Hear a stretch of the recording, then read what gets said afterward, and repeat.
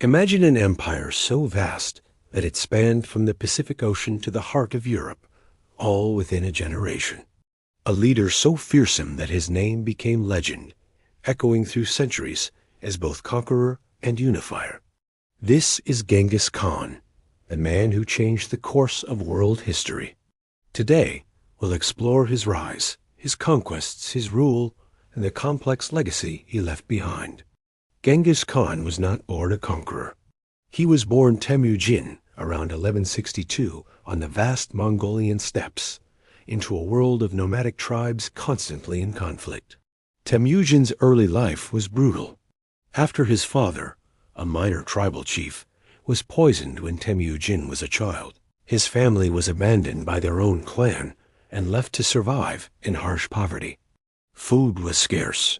Survival was even harder. Yet these early struggles shaped the young Temujin into a resilient and determined leader. Even as a youth, he attracted loyal followers.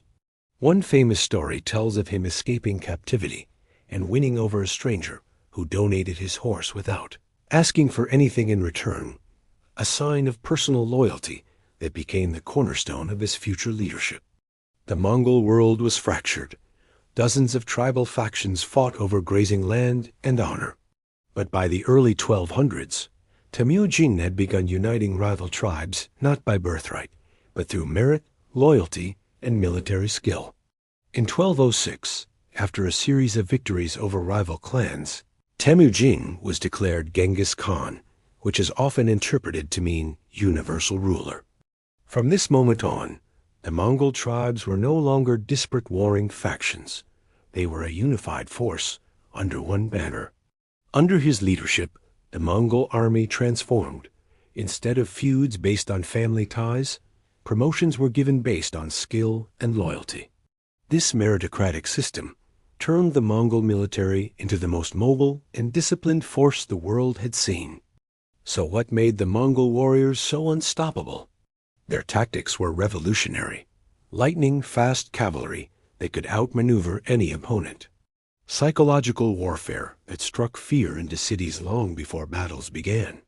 A strict military discipline that was enforced across the army. Genghis also reorganized his forces into units based on tens, not tribes, creating a structure that prioritized efficiency and loyalty rather than aristocratic birth. This is why the Mongol army was more than just raiders. They were a well-organized fighting machine. Once unified, the Mongols began their expansion. 1209, Genghis launched his first major campaign against the Western Shu dynasty, a powerful sedentary state near Mongolia. Soon after, he turned his sights on the Jin dynasty in northern China, whose capital Jiangdu, modern Beijing, eventually fell to his forces. By 1218, his generals had conquered the Karakutai in Central Asia. But one of the most consequential actions came when the Shah of the Khwarezmian Empire executed Genghis diplomats, a decision that provoked a massive Mongol invasion. In 1220, cities like Samarkand and Bukhara were besieged and conquered, and entire regions of Central Asia were reshaped forever. It is easy to think of Genghis Khan only as a ruthless conqueror, but the society he built was more complex. Once his empire expanded, he codified laws known as the Yasa to govern a diverse population.